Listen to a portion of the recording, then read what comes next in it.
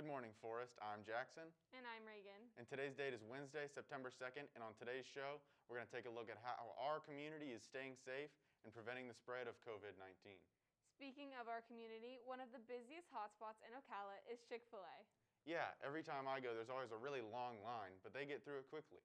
Let's throw it over to Mackenzie to see how they keep their workers and customers safe. Here at Chick-fil-A, there are rarely any slow moments.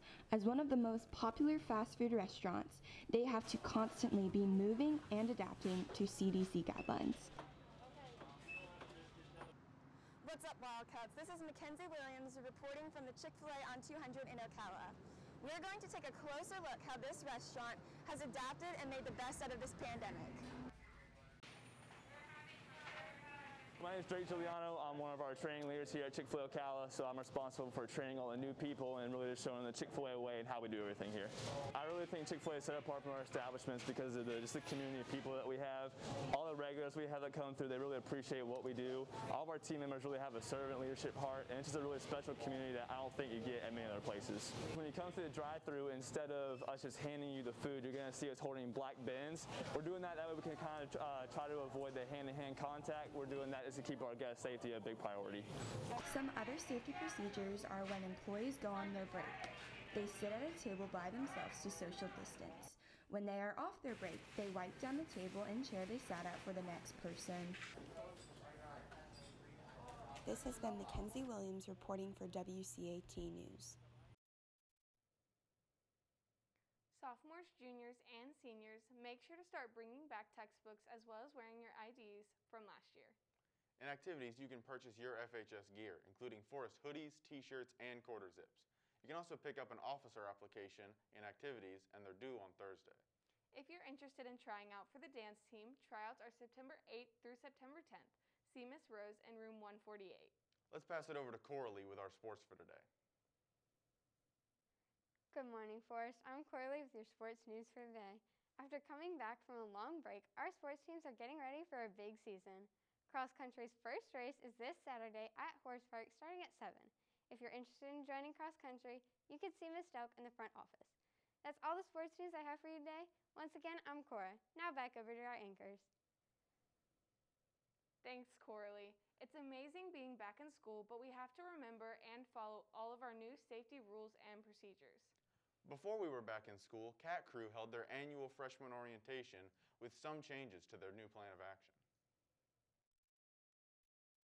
After 5 long months of being away from school, the Forest family is ready to welcome everybody home. Cat Crew especially is excited to introduce the incoming freshmen to Forest.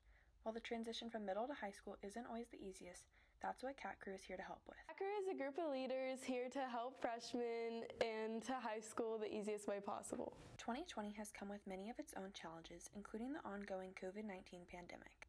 This global crisis has created many obstacles for leaders around the world, including Forest's own Cat Crew leaders. This year's Cat Crew, we had to do 4 orientations to limit the spread of COVID and keep everyone social distance. And normally we don't do 4, normally we only do 1. So it kind of didn't let the freshmen meet everyone in their class, and they only got to meet 100 people at once. So it was a little different that way. While Cat Crew did their best to give the incoming freshmen the best possible introduction to Forest, they were unable to give them the best introduction to each other. This only created an extra opportunity for these Cat Crew leaders to do what they do best by being kind and being leaders throughout campus. I plan to lead differently this year by still reaching out to all my freshmen and just trying to make everyone feel as welcome as possible, even from a distance.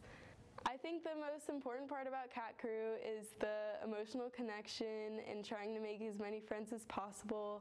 The most important part about Cat Crew is kindness. To be on the Cat Crew team, like the only really qualification you have to have is kindness, and you also have to be like a junior or senior, but we really just look for kindness in every one of our Cat Crew leaders.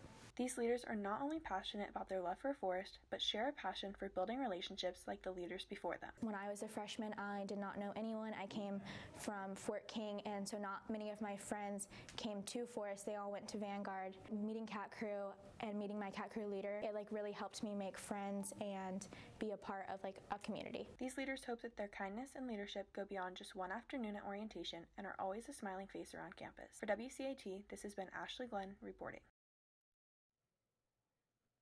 That's all the news we have for you today. To stay updated on all things sports, make sure to follow us at FHS_WCAT on Snapchat, TikTok, Twitter, and Instagram.